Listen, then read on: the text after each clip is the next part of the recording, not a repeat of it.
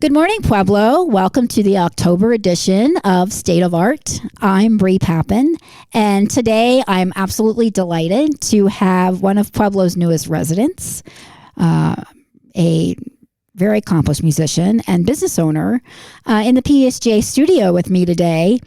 And here, as part of the Pueblo Library District's All Pueblo Reads, which is this year's book is The Violin Conspiracy, which I have to say I just finished and was really awesome. My guest is presenting a series of lectures and performances of the Stradivarius of the West, which talks about Greeley's own George W. Fisk, his world-renowned talent of violin making, and what a significant impact he had for Colorado in the late 19th and early 20th century violin making in the U.S. I want to welcome Aaron Zimola to the studio. Thank you, Bree. I am super happy to be here. I'm very excited to welcome you to your second appearance on my podcast. Second, just keep asking me back. Yeah, okay. All right. Fantastic. I first met Aaron on chance when I attended an impromptu Pueblo musicians meeting. Yes. And we were going around the room, and I was interviewing everybody for, I think this was September. Yeah. September, so just last month. Feels like a year's gone by. A long time ago. I don't know. Yes. And you not just recently. So let me informally give you a belated welcome welcome to Pueblo on behalf of the Star Journal. As of you've been here a year as of June, is that correct? Yes. So or May 30th. Yeah, May 30th is when we officially did all the paperwork on the house here in Pueblo, but we didn't really move up here until June, or down here, I guess, from Greeley. Down here. Yes. Yeah. And and you have shared this story with me in terms of how the decision was made about Pueblo, and what is it that made you flip the switch to move to Pueblo? Because I know you had your sights set on some other places, other states, other areas. Yeah. What was the attraction for you and your wife? Yeah, I'll repeat a little bit of the story. I was working with the state legislature. I was on housing panel. I was an economic analyst for a little while.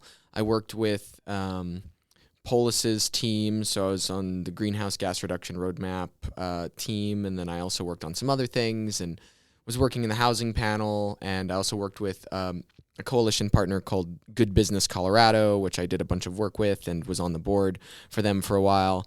But I was getting really irritated at the state of housing, specifically in northern Colorado, Denver North, because through all of our research and everything we're doing economically, we knew that about 11% of the increase in housing costs was not due to the market, but was actually due to portfolio investment companies who were buying single-family residential properties and renting them out and putting them into what's called a REIT, which is a real estate investment trust.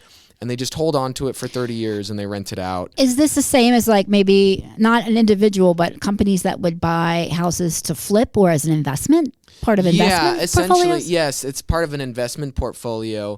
And instead of flipping the house, what they do is they keep it in their portfolio and rent it out. So this is like State Street, BlackRock, Vanguard. Those are the companies. The companies who are doing that. And they were algorithmically purchasing, so they would purchase in an area, 50,000 over asking, sight unseen, waive everything. And that just completely eschews the market in that, so when your neighbor is looking, so what's the latest selling prices in my area? Exactly. That just completely eschews their asking price. And what they would do is they would algorithmically buy. So they'd find a place that we would see that there was sort of a depression in the housing market. They would buy a property, single-family residential, and they would buy basically single-family up to quadplexes was kind of what they would do. And then they would start buying properties around it, which they already increased the price of the market there.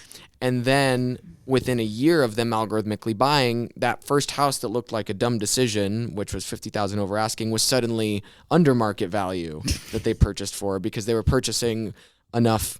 So I actually worked with some people to bring a bill to the legislature, which didn't go anywhere, but was trying to stop this practice by limiting the number of properties that a company could own, or putting some sort of fees or things like that on closing costs or something like that. It didn't end up going through. But it just didn't make sense to me that people who are really ingrained in communities couldn't afford to live there at all.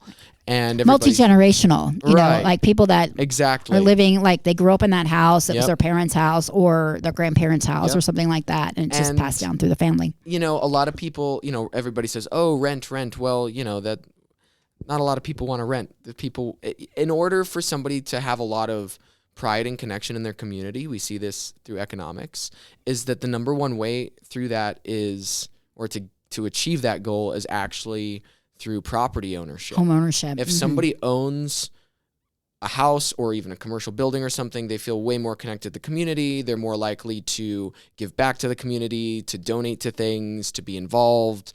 And then people who don't have any ownership in the community, where they don't own any property, tend to not really feel as connected. So it's actually one of the reasons Pueblo is so great is a lot of people own here, and so the sense of community is a lot stronger also. So I was getting a little upset, and there was somebody in the tourism department who said, you should go look at Pueblo. Have you looked at Pueblo yet? And I said, no, I haven't looked at Pueblo. And my wife and I were sort of starting to look in southern Colorado, and our first idea was Alamosa. We liked that you could buy lots of land for very little money. We quickly learned when we visited Alamosa that there are some water law disputes happening, and being from Greeley, I know all about water disputes. Right.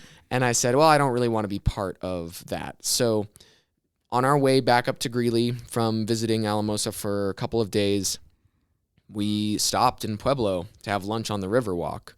And that's really what immediately we fell in love with, because we stopped for lunch and I went, wow, this is really nice. This is, I mean, I'm sitting in like, I'm sitting along the Arkansas River. I'm having some food and I'm looking out the window, and there's water and fountains and people and all these colors, and there's musicians on the Riverwalk and all these artists walking around. And so we called up our realtor in Alamosa and we said, can you look at Pueblo for us? And she said, no, actually I can't, but I have a good friend who can do that for you. And we'd closed on our house in a week. Actually, the next day, the realtor said, hey, here's some places. Yeah. She said, send me what you, and her name's Angela Lucero. And she sent us, basically a list of things. She said, what do you want in a house? We gave her what we were looking for, which were pretty flexible. Yeah. And we said, let us know. She sent us a listing that same night, 50 listings. She said, these match your criteria. And she said, pick your top 5. We picked our top 5, and this was literally, we had gotten back to Greeley on like a Friday, and by Sunday she said, can you come back down to look at the houses? And we went, okay. So we drove back down on Sunday. And you're like looking at each other, I guess we're doing this, yes. And we looked at all the houses, and we fell in love with a few of them, and kind of got a lay of the land and picked one. And because in Pueblo, the houses are literally half the price of what you have in northern Colorado, we contact our mortgage broker, and then we didn't even do anything else. We just connected our realtor to our mortgage broker.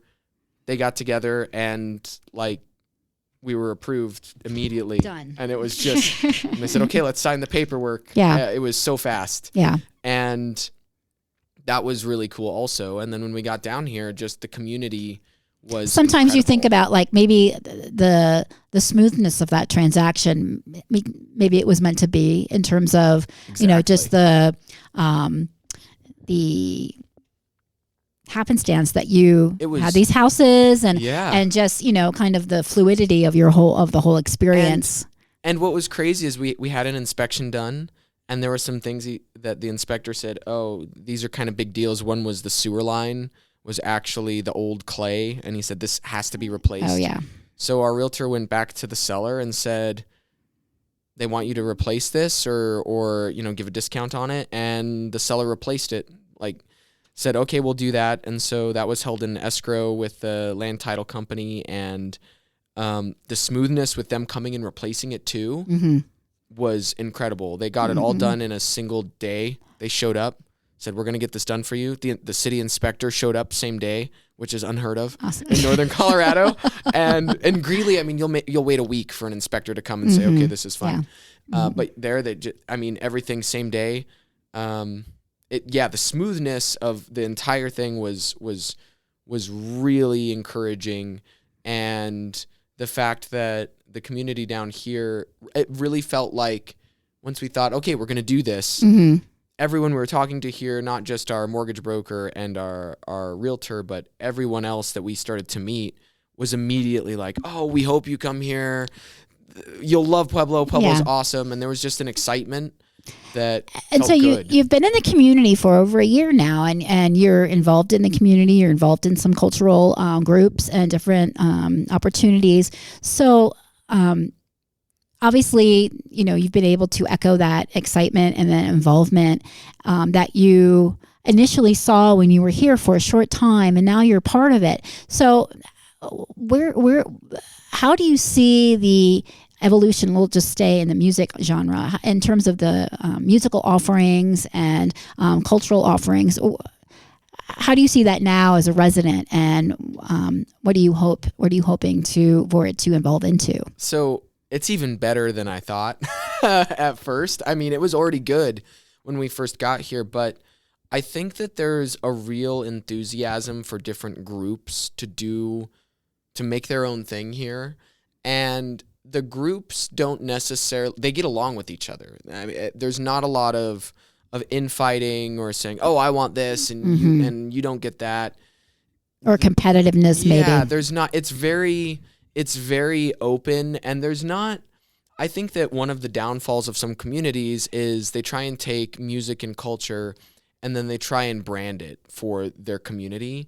And Pueblo is not a place that the government or any one entity is trying to control that image, which I think really opens up the creativity of the people here. Opportunities. Yeah. They have ownership of their projects. They think, this is a cool project I want to do. And there's opportunities everywhere for that to happen. I mean, from what Mark is doing with the musicians meetup to even some of the groups that are doing different things, or even venues. So there's like Ethos and Blowback, and then there's the city-owned Memorial Hall and the Sangre de Cristo Arts Center, and then we have the Steel City Music Showcase with Brock.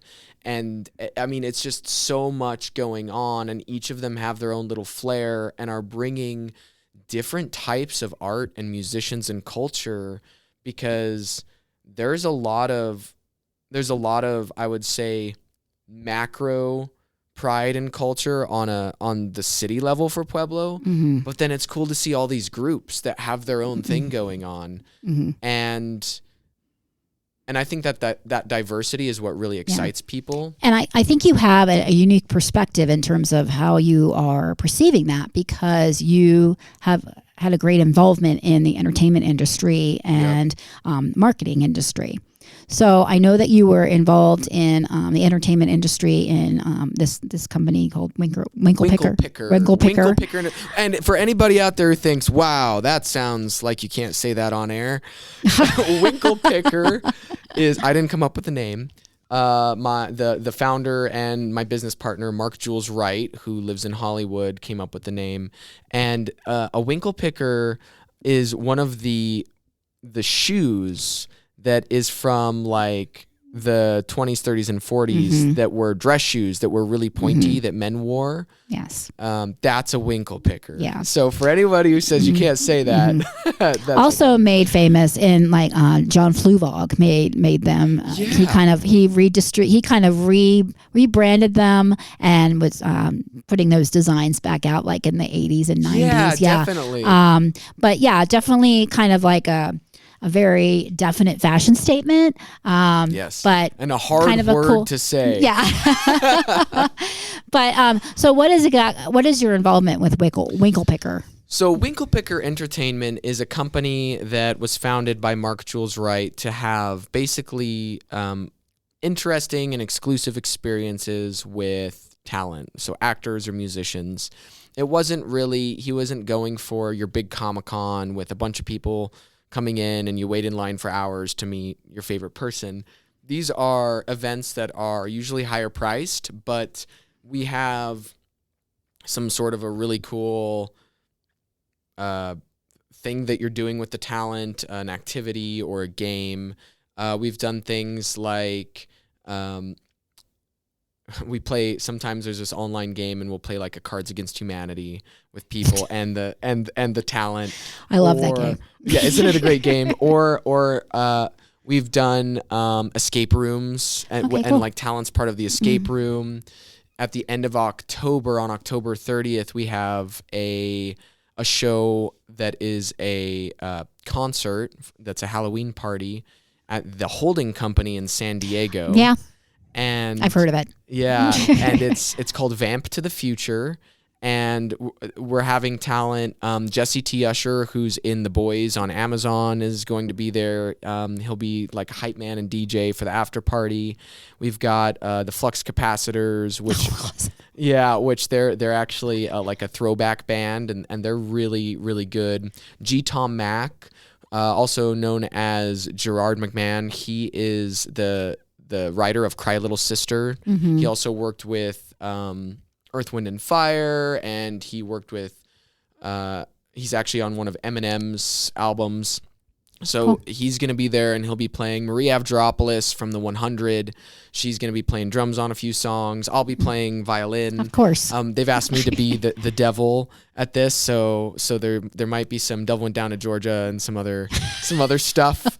And I actually have full Halloween dress, correct? Yes. So I actually ordered. I had custom made a leather suit. A black leather suit that I'm going to be wearing. Should have been. Why isn't it red? And I know. I thought, well, because if you're going to spend a lot of money on leather, something custom made leather outfit, you might in my mind, I want to be able to wear it again, other than not just on Halloween. So okay. So but it'll be good. Don't worry. That's it'll good. Be good. Are you going to be wearing horns at the same time? I don't know yet. I was kind of looking at a hat, and I don't know. I'm going for kind of like what I would say the folk image of the devil, like maybe like a voodoo type of exactly that's exactly what I'm going like for. In The Frog and the Princess. Yes, the princess and that's voodoo, exactly the look I'm going for. Yes, and so we've got that, and it's gonna be there's like custom drinks at this, and there's gonna be a show, but then there's like VIP meet and greets and autographs and all sorts of stuff that's going to be going on. So, those are the types of things we did. We also just did an event with Nicholas Gonzalez, and he was in The Good Doctor. Okay. He was Dr. Melendez, and we did a trivia night with fans with him. Nice. So we do these. So it's really it's you're creating a personalized experience. Like maybe people can have maybe get behind the scenes of a person of interest. Exactly. And then we another part that I'm not as involved with, but we have like an appearance agency part of it where we do have a roster of different talent that we represent for appearances, in-person appearances, and we might negotiate that, or we might show up as a handler at an event or something to help the talent. So you may know where my next question's going. What do you feel like you could maybe start introducing, or is that business has a possibility of being introducing in this area? Oh yeah. Okay. Yeah, there's a total possibility of that kind of crossing over into Pueblo. Mm-hmm. I look at Pueblo and I just I fell in love with the architecture also in this town. I mean, there's no place that I've ever been like Pueblo where I can walk from my house to Three Birds Coffee and see perfect examples of 5 different styles of architecture. I mean, it's crazy. So I look at these buildings and I look at all the places and I imagine we could have an event there. We could do something here. We like this is a perfect building for that, and the community, like, this would be cool. I think that's amazing for you as a member here, and having the capability for you to be able to visualize that, because I think there have been so many people that I've met that have the same affinity, and it's just about making things happen rather than like, I wonder what it would be like to do this. Yep. And I feel like I can give you the title of maybe a change maker, and somebody who has the potential to be bringing things, that different opportunities and different events to Pueblo because of your connections and your involvement. Oh, well, so thank you. Hopefully. Yeah. Hopefully so you're right. Another title. But there are just people, there's people that, and there are people that watch things happen, people that make things happen, and people that go, what happened? And I like that. Yeah. So that was actually coined by the woman who made Mary Kay Cosmetics a worldwide phenomenon. She was an incredible businesswoman, had incredible business acumen. Yeah. And it was adopted by my father and told me at different stages of my life, and realizing that we all experience each one of those levels at some point in our life. So it's really up to us to say, you know what? It's time for me to get involved in my community. It's time for me to be a part of something which not only can be reciprocated in that way, but also it's really feeding your need to be a part of something, to be involved, to have a sense of belonging in place, and creating that. So that's really a mantra that I've adopted, in terms of not only from my father, but just in terms of like, just make a difference, even if it's the size of it, tiny little violins playing, it's like, but if it's just one person doing something can lead to other people doing something, and then a movement, so I really appreciate that about you. Well, thank you. And now a little bit about, so your role at Zova is a little bit different, your marketing firm. Yes, I'm the founder of that one. Right. So I'm the head of that company. And we've worked with entertainment companies, and that's actually how I got into Winkle Picker, was because we are partnered with a company called Tixer. Tixer is one of the largest ticketing platforms in the world now. They do a lot of festivals. I was working with the man who is now the chief revenue officer of that company. He lives in Windsor, Colorado, by the way. Wow. Who would have thought? Yeah, everybody's in Colorado. But he had an entertainment company before that we were doing marketing for to sell tickets to, and then he was asked to be the chief revenue officer of Tixer. And he introduced me to Jules, who was doing a show for ABC's Revenge. It was a Revenge reunion. That was like in 2013 that show was going. But we did that like, I think 2019, 2020, where we marketed the show.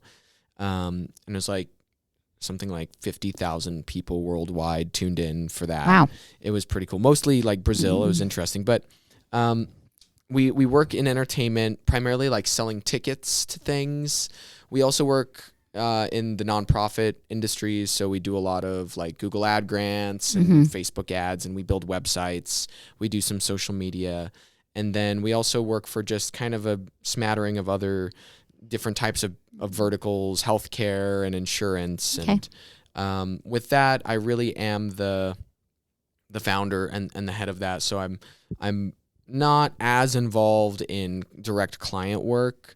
I'm more involved in business relationships, and I have to fill out a lot of legal agreements and banking and taxes. Mediator. A mediator, maybe. Yes, and so I do get involved with some of the larger campaigns, and I'll do that kind of stuff. But we do have a really good team now that's great. Awesome, and so I don't have to worry about you've put your faith in them, and you have complete confidence that of their ability. Oh, definitely, and they're able to do pretty much anything. That's the sign of a great, well-oiled business, in terms of being able to operate, on its own, and Yeah. just having that's great. Well, it takes a while to get there. Sure. So, and how long have you had that business? so we're going on. So since I incorporated it, I was working on it for about a year in college, and then I incorporated it. It's going to be 9 years in April. Wow. that business has been going. So Zova, and then before that, I had another company called Happy Hempo, which was a hemp retailer. So you should be about 132 years old then, is that right? I feel like it. My back, my brain, my joints. But so yeah, Zova's great because we actually work with a lot of community organizations as well. Some of our clients, like we work with almost all of the ARCs in Colorado, not necessarily the retail store side, but the disability support services side. Okay. And we work with like the state tourism department, and we work with a wonderful chain of clinics, of community clinics in Greeley called Sunrise Community Health. And so we get to see our work affect the people in the communities we live, which is pretty amazing. Awesome. Well, let's turn the page now and get to the reason why I brought you on this program. But you've lived the life of many, and you have many personas. But you, as part of All Pueblo Reads, you are presenting, lecturing, and performances series of the Stradivarius of the West, which is about George W. Fisk, who is part of Greeley history. And tell us a little bit about that series. Yeah.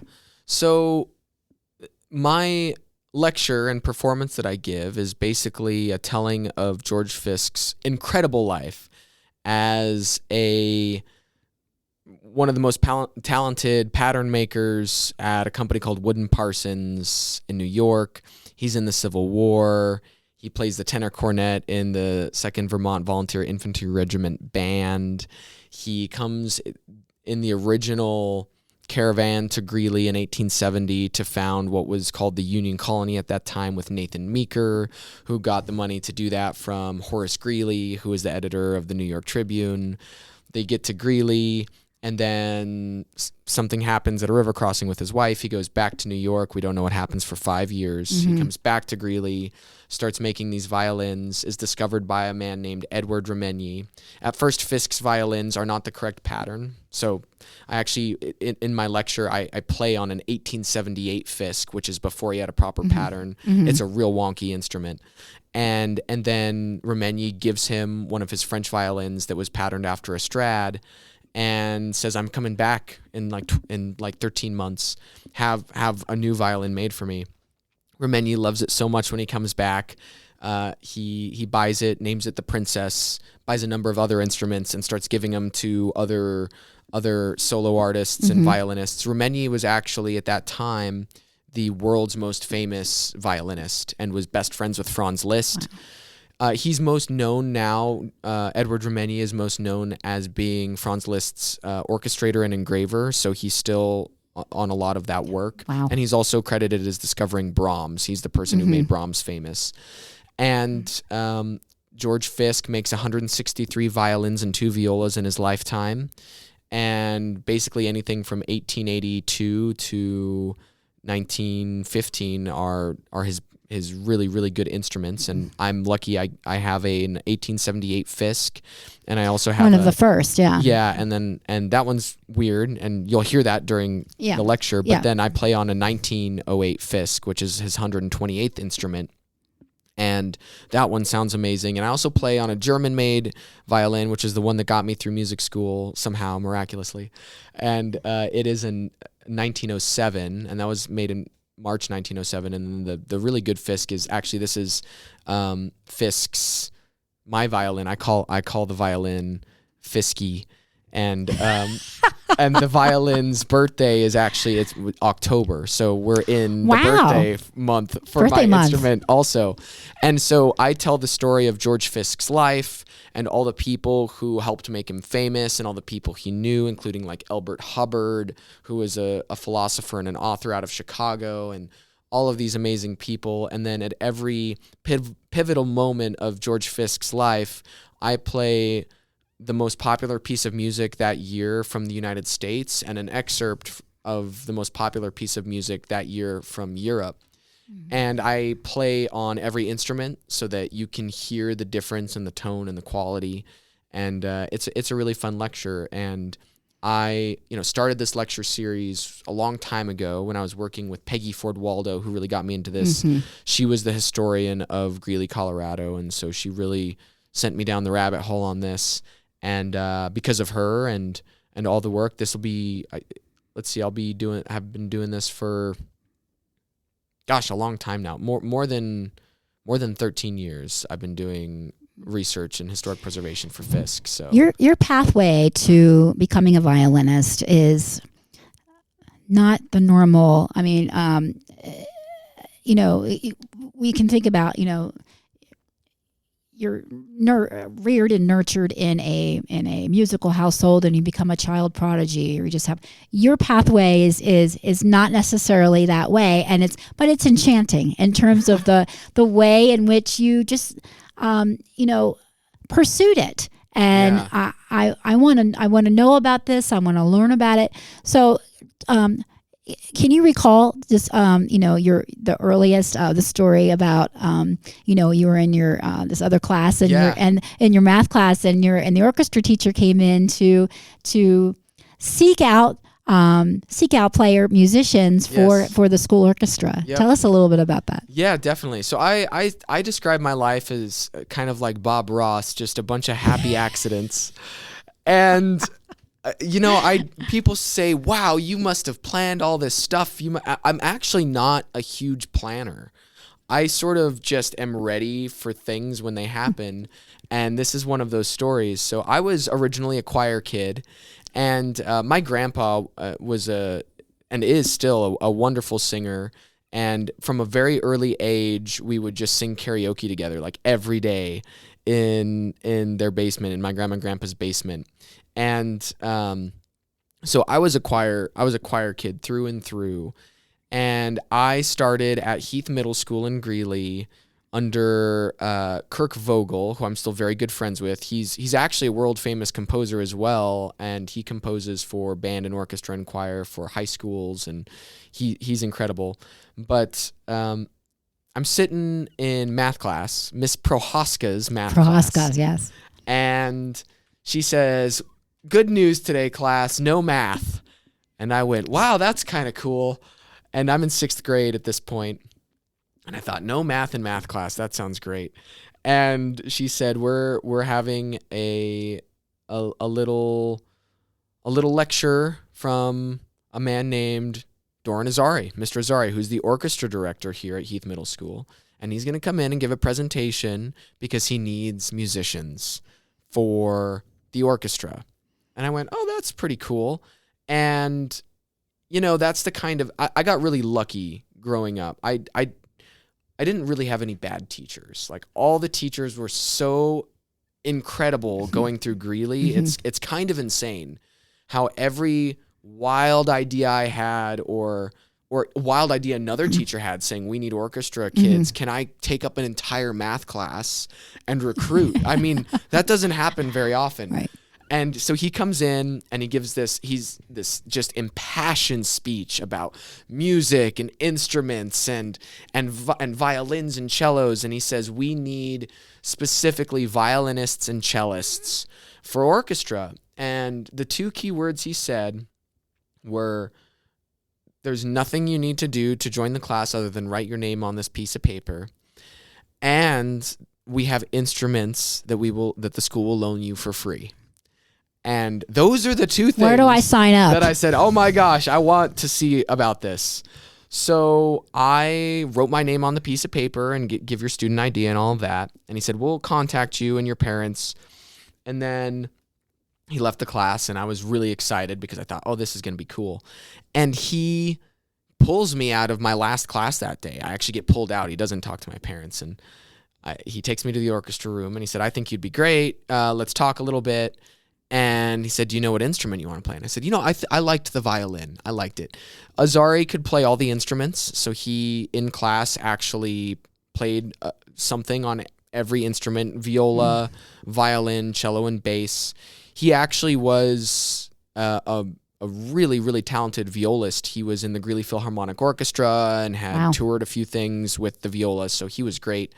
And he really knew how to play. And I said, I want to play the violin. He said, okay. And so he said, let's fit you with a violin. I had a 3/4 sized violin, which is smaller than a full size. I was a little 6th grader. And he just sent me on my way. He said, here's the instrument. I'll see you in class tomorrow. And I said, okay, I have a choir with Kirk Vogel. And he said, I'll talk to Mr. Vogel for you, and you can just come to orchestra. And so you're mine now. You're playing the violin. Right. And I went home, and my parents said, what is that? And I said, oh, I play violin now. And I had this instrument, and I went to class the next day and checked in with Mr. Vogel, and he said, yes, you can sit in on Azari's, orchestra class. They were at the same time, in the same period. And by the end of that semester, I had completely dropped choir, and I was only in orchestra, but I started last chair, like as far back as you could get. Right. I didn't know anything. I didn't know how to read music. I didn't know how to hold the instrument. I knew absolutely nothing. But Azari always used to say, basically, just fake it till you make it, and don't look. Never look like you don't know what you're doing. Always have a face that looks like you know what's going on. And I sat in the back, and I just copied the person in front of me. And I took a few lessons with Azari after school, and I got some of the basics, how to actually hold the bow, how to hold the instrument. And because there's a style. Every musician has their style, and of course, classical musicians, and there's a beautiful style, so that develops. Yeah. Exactly. And so I was just copying the person in front of me, and class was always so great with Mr. Azari, and we used to go to competitions and compete against other schools, and we actually every week or so would have chair placement challenges. So you could challenge the person in front of you and move up in the orchestra. And he said, you should start to do that. So I started to do that, and I started moving up. And then I started taking lessons with a guy named Tom Nugent, who was a student at the University of Northern Colorado, because I really liked fiddle music. And I took some lessons with Mr. Nugent. Mr. Nugent taught me fiddle and bluegrass. So that's kind of really where I started. And then by the end of that semester, I was the first chair of the 6th grade orchestra, and then went all the way through middle school playing. And actually, I started my first band then called the Rockestra, and we played basically one song, which is "Crazy Train" by Ozzy Osbourne. And what's crazy about this is my current partner in music stuff that I do, and my accompanist is Connor Shaw, CL, and he's now teaching at Western in Gunnison. He's the professor of the guitar studio, but he was one of the rhythm guitarists in that band, and I still work with him every day on music. That's amazing. And then my other business partner, we have 3 partners at Zova. My wife is one of them, but then Josh French is my other business partner. He was also in that band. He was the lead guitarist.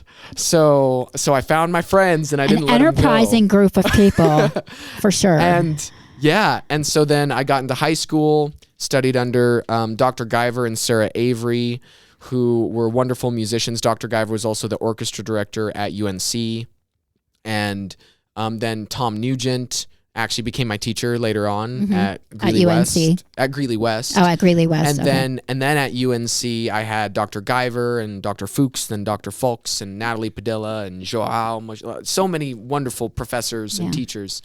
And it was during my time in middle school that I met Peggy, and she actually started to get me involved with the Stradivarius of the West with George Fisk. And then my first time that I performed in one of the historic preservation lectures was in high school, and then we really honed it in when I was in college, and it just went from there. All happy accidents, like I said. That's amazing. And the crazy thing is that with Fisk's story, Brahms and Franz Liszt and Remenyi are integral to that story.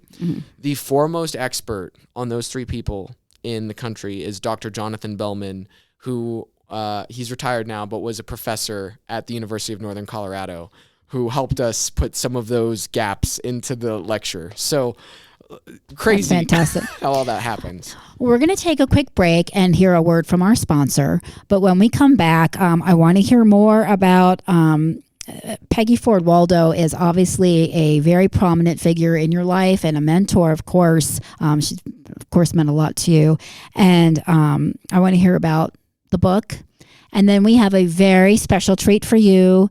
Aaron will be performing an excerpt from his Fisk lecture. So we'll be right back. Homeownership is possible with a trusted partner. It brings us a lot of joy to be able to say that this house is our own and that we've poured our hearts into making it our own. Alyssa and Ryan are among the more than 155,000 people Chaffa has helped become homeowners since 1974. It starts with homebuyer education and connecting you with a statewide network of participating lenders. Get started at chfainfo.com/yourhome. Chaffa is an equal housing lender. Okay, we're back, and I'm here in the studio with Aaron Zimola, who is this month performing lectures and performance series along with the All Pueblo Reads events at the Pueblo Library District in conjunction with the book, The Violin Conspiracy. And so, Aaron, I've talked with you quite a bit about Peggy Ford Waldo and her influence. When did you first meet her again? Oh, this is another happy accident story. So there was this wonderful Chinese restaurant that I loved my whole life and started going there in middle school. And it was not too far from our house in Greeley, and it was called LC Oriental Taste. And I used to just walk there by myself and have lunch because I loved the owners and loved the place. And so I was there by myself eating lunch as a middle schooler. And the owner, her name's Sue, comes up to me and says, there is a wonderful woman here in the restaurant who would like to meet you because it's very odd that you're sitting here eating lunch by yourself as a child. and she's just intrigued with who you are. Would you mind her coming over? She's wonderful. We love her. We obviously trust her. She's awesome. And I said, yeah, of course, and it was Peggy. And Peggy came over and was this wonderful person who just was so interested in everybody and everything, truly interested in who you were, what you did, what your passions were, and she wanted to support that any way that she possibly could. And we sat down and had lunch, and she ended up paying for my lunch, and she said, I want to get to know you more. And so we started having lunch regularly. I would say we had lunch at least once a month on our slow times, all the way from me being in middle school till after college. Wow. And in the times when we had more time, we would have lunch every week with each other at least.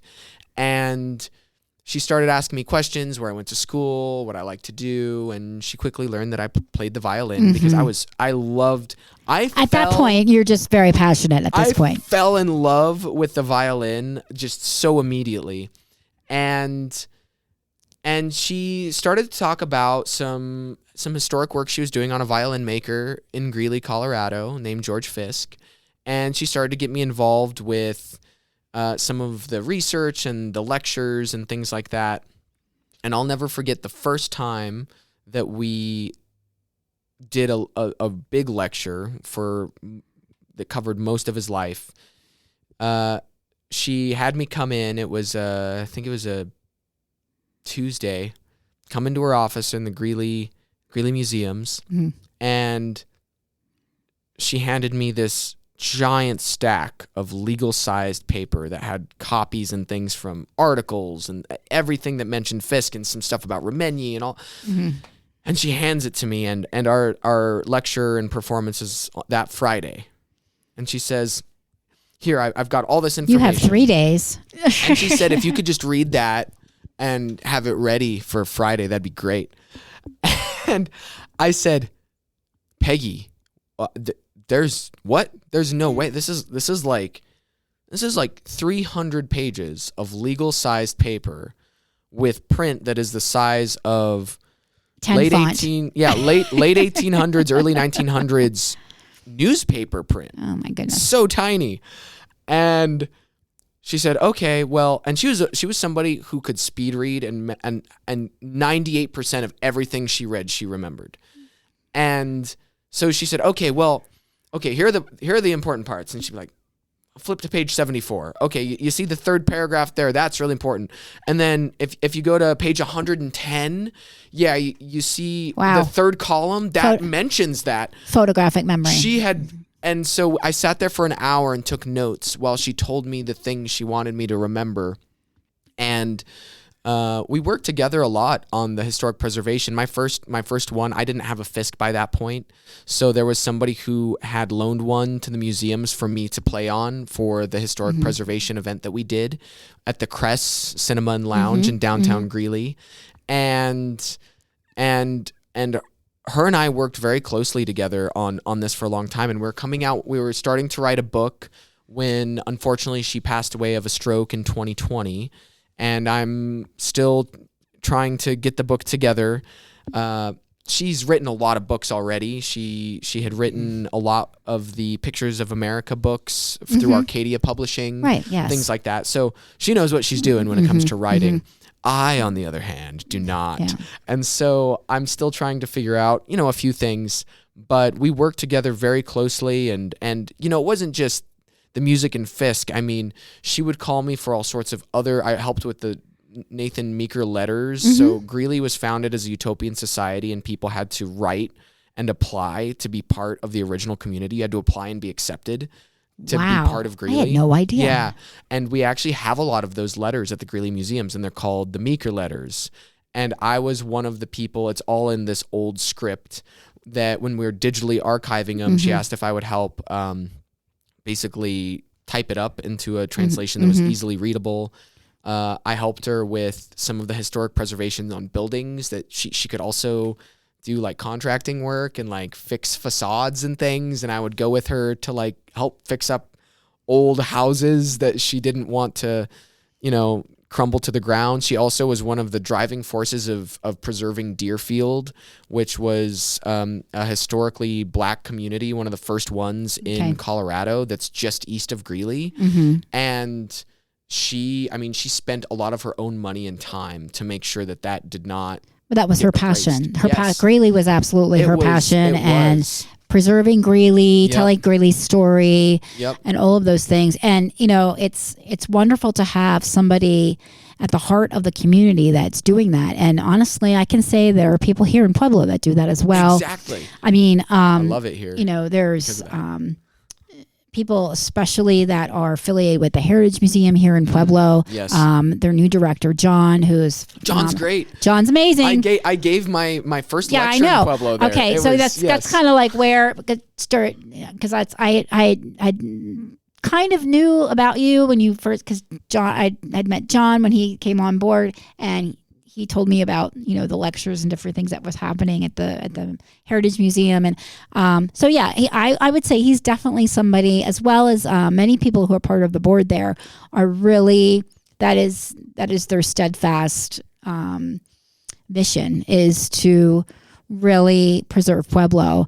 And very much in that same vein, Pueblo, as well as many other towns south of us within Colorado, have the collective of one of the highest collective of preserved facades, preserved buildings, of architecture through the mid-19th century to the very early turn of the century. And people come here to, preservationists and city planners come here and to various places to study those architectural things. And so I think that just makes Pueblo just that much more special in terms of its holdings, Definitely. And Greeley, the thing is that Pueblo has, on the architecture side, a lot of buildings that have been preserved as like a percentage of what used to be here that is far far more than any other community I've really seen in Colorado.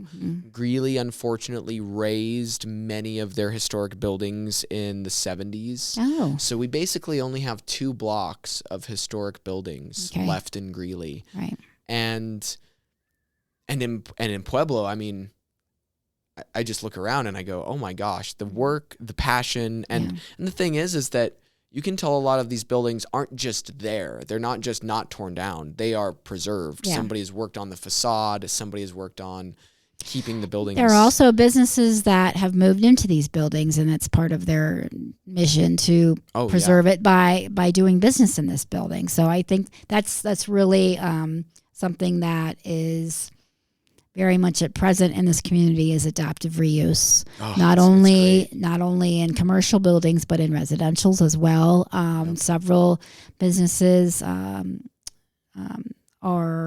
have purchased homes that they run business out of. Some of the most beautiful homes I think in this state are in Pueblo. Especially if you drive down Ormond Avenue. I mean, that's a perfect Ormond. example. Oh my gosh. Yeah. And even off of Berkeley or off of Lake, like where the curve happens. Yeah. The Sugar Cube House, which Sugar is Cube also, House, absolutely. I mean, incredible. Yeah, and the beautiful ones by Ormond the Dairy Mansion on the Queen. corner of Ormond and Colorado. Yeah. So that's And then the houses next to the Dairy Queen. That Yes. little oh gosh, Yeah. it's great little areas. And I mean, it's just sometimes, and there are many people that are Pueblo natives that, of course, know about all of these things. But at the same time, it takes people that are not from here, that you're coming from another preserved community, as well as maybe, for example, John's from Colorado Springs, but he is very deep in that preservation area, to see and appreciate and elevate this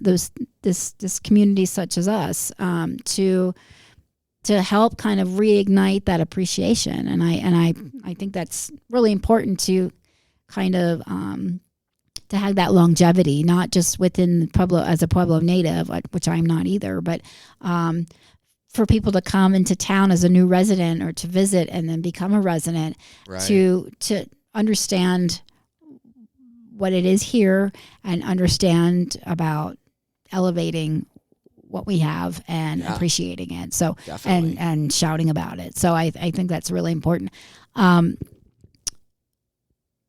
So I want to go back real quick before we have you perform, because I'm very, very excited about hearing that.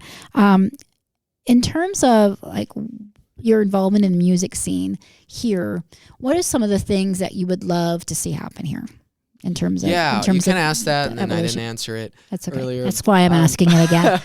Just because I like to have that feedback, because I've asked several people about it. I think that Pueblo, as far as the performers and the people they bring here and the community, is like, it's really solid. But what I also notice is that there's not a lot of people who know about it, other than the people who know about it. And if you know, you know. Exactly. And there's a lot of people even in Pueblo have no idea. There's a lot of people in the surrounding communities.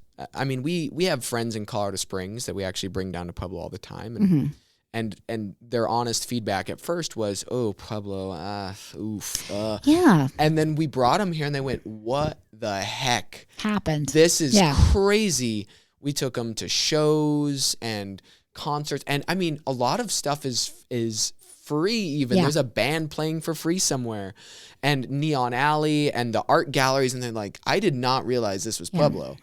And I think that Pueblo, there might be, and maybe it's just my marketing side talking, but there might be a little bit of a marketing thing that they need to increase for people to get here. And I'm not even sure how sometimes Pueblo is sustaining the number of performances and people, because there have been some artists who have come through Pueblo that have played, like, for example, at the Blowback, who are world famous musicians. I mean, I saw them in France or something. And I'm like, they're going to be in Pueblo. And tell me the story. Tell me the story. You walked into a Gold Dust Saloon. Oh. And you like when you first moved here? Or Yes. And tell me the story It again. was crazy. So it was an open mic night at the Gold Dust Saloon. And I had just come to Pueblo and I was going to open mic nights to meet other musicians and just kind of get in the scene. And I'm sitting there and I've played, and this guy kind of comes up later in everything. He comes in and he has a guitar. And I'm looking at him and I think, this guy looks really familiar. I can't quite place him though. And they're kind of starting to pack things down, but then they're like, okay, we're going to have him play. And he starts playing and I like blows my pants off. It's so crazy. He is such an incredible guitarist and singer. And I'm like, I know this guy from somewhere. And it wasn't quite clicking yet because he didn't have his whole band. But I went up and talked to him afterward. And this guy is a famous folk musician. His name's Tom Knowlton. And he is the lead singer and guitarist for the Fretliners, which is one of like, they're a big deal. Yeah. If anybody knows anything about folk and that kind of music. And I just said, what are you doing here? I'm shocked. I think he lives in Lyons. That's where a lot of the big bluegrass players live in Colorado. I had a friend that just recently, I know of a girl who was also a friend and who just moved there. Yeah. My bluegrass professor for the bluegrass certificate at UNC, Natalie Padilla, who's a wonderful fiddle player. She lived in Lyons for a long time, her and her mom. But I said, what, how, where, who, what? I was just who, shocked. what, where, when, why? What? How did you, where, why did you? And he said, oh, well, I'm dating this girl who's like an executive director at the Nature Center. And that's exactly who I'm talking about. and I went, people pay a lot of money to see him and his band play like big, like Red Rocks and the Mishawaka and these really big venues. And then there he was all by himself on stage at the Gold Dust downtown at 8:00 on a Thursday night. I just feel like it's a missed opportunity, like Pueblo, like I think, and it takes like people like you and maybe Mark and Brock Kilgore and these people that are heading the different larger music events here to say, hey, wake up. We've got some serious talent here in the surrounding area and passing through. So it's like all about screaming it from the rooftops in terms of. The other thing is some of the, I met, I can't remember a while back, but a couple of the original dancers for Riverdance that are here in Pueblo. They live here. And what? There's this like world famous his name's Tommy Phillips, guitarist and ukulele player who has a house here, but he primarily lives in Arkansas, and he's most well known for actually being a coach in water sports. So he's published in all these things. Yeah. He coaches like water skiers and waterboarders, but he's really well known as a ukulele and guitar player too. And he comes and just goes to open mic nights here. And he's actually the best ukulele player I've ever met in my life. Wow. And I meet these people every day in Pueblo where you hear them and you go, yeah. And actually some backup singers for Aretha Franklin just performed at the Sugar Cube House last Saturday. They were there. There was another band and I got to sit in with the band and they were just passing through and, yeah. I'm making the mind blown emoji movement right now. I can't even like begin to describe the level of talent that's just like sitting at open mic nights that have Pueblo, Colorado on their driver's license. Yeah, it's pretty crazy. Yeah. Well, thank you so much for talking with us. But now I'm really excited to have you be able to perform a little bit for us and tell Yeah. us about the pieces that you're or piece that you're going to play for Yeah, us. so I'll probably play a couple of pieces. The first piece I'm gonna play is a little bit of a shameless plug, but that's all right. It's called The 12th of October. It's an original piece that I wrote. It's an Irish waltz that I wrote for my wedding, which was 6 years ago on October 12th, and it's being released on Sunday, October 12th. Which is awesome. And Which totally makes sense. yes, and so on that single, I've got Peter Romero, one of the greatest pianists I've ever had the pleasure of working with, and one of my really good friends, and then also Blaine Chastain, who's one of the world's best Irish flute performers. He lives in Greeley And They has both the live in most Greeley. awesome name ever. Blaine Chastain, yes, he's awesome. So it's Irish flute, piano, and violin, and I'll just perform a little bit of that on there, and then I'll probably play a little bit of Ashokan Farewell, which is a piece. It's not very classical. It's written in 1982 by Jay Unger, so it's not a very old piece. And then I might fiddle around with some excerpts of some classical stuff, because my lecture does have classical and folk and a bunch of different types of music. So I'll give a little bit of flair and flavor for all that. And just before that, really quick, just how many remaining performances do you have and lectures do you have at the library district? I have 2, and they're on Saturday. Tomorrow. Which is tomorrow, thank you. The 11th, And I have one at 2 o'clock at Jidone Branch. Jidone, and then one at 5 o'clock. I think it starts at 5, or there could be a reception at 5, but 5-esque at the Rawlings Library. And Okay. that's my big lecture. So that's the one that's going to be like an hour and a half to 2 hours, because I go into a lot of detail about Remenyi and Brahms and Liszt. Very nice. And it's going to be that one I'm really excited about. Okay, so you do have two more opportunities to attend Aaron Zimola's lecture and performances associated with the All Pueblo Reads. Yes, thank you to the Violin libraries, by Conspiracy. the way. Yeah. Gosh, I just got to thank them so much, Yeah. because that was great. Yeah, shout out to the Pueblo Library District. They do so much for this community, and they bring such a diverse offerings to the community. So yeah, wonderful. It's always great. And their libraries Great things happening. are so cool. Absolutely. I think my favorite part of this series that I've been doing is I will have gotten to visit every library in the district. Yeah. And I've got to say, they're all incredible libraries. And congratulations again to Lucero Branch for their grand reopening. Yes. It's a beautiful I was the branch. second program there. That's awesome. So without further ado, I would love to present Aaron Zimola and his violin. Thank you.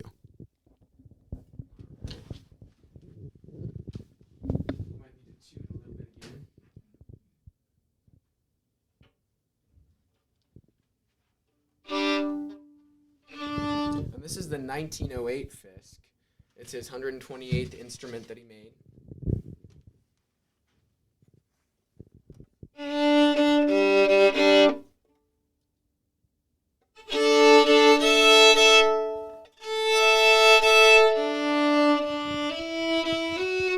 Okay. I think it's pretty close.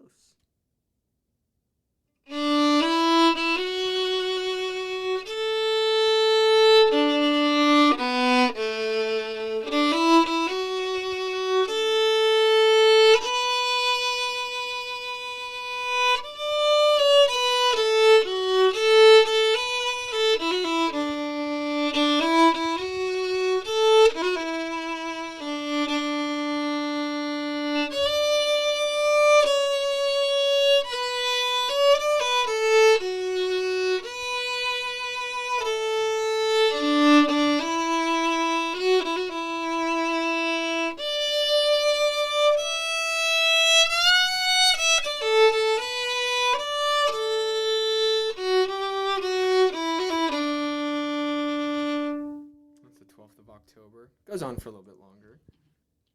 And then this is a little bit of Ashokan Farewell.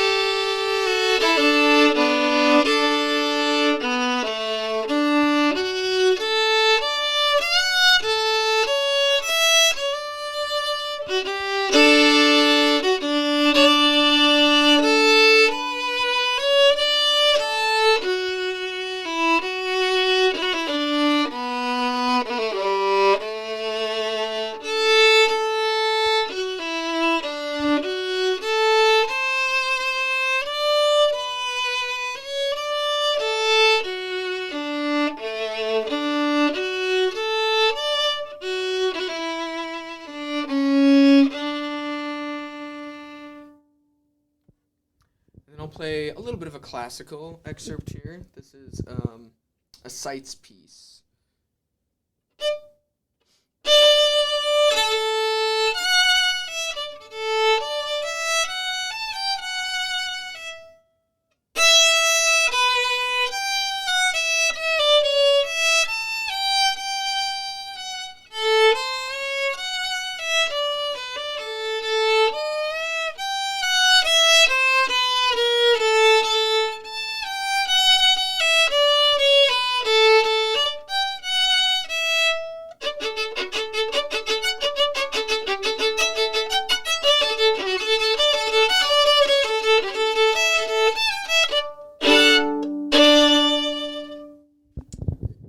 Thank you so much, and that will take us out. If you have an opportunity to see Aaron Zimola at one of his last 2 remaining lectures at the Pueblo Library District in the 2 o'clock in the afternoon at Jai Dome Branch and at around 5 o'clock at the Rawlings Branch. Thank you again, Aaron, for joining me today. I appreciate you so much. Yeah, thank you, Bree. This was fantastic. Okay. Well, thanks again, Pueblo, and we'll see you next time.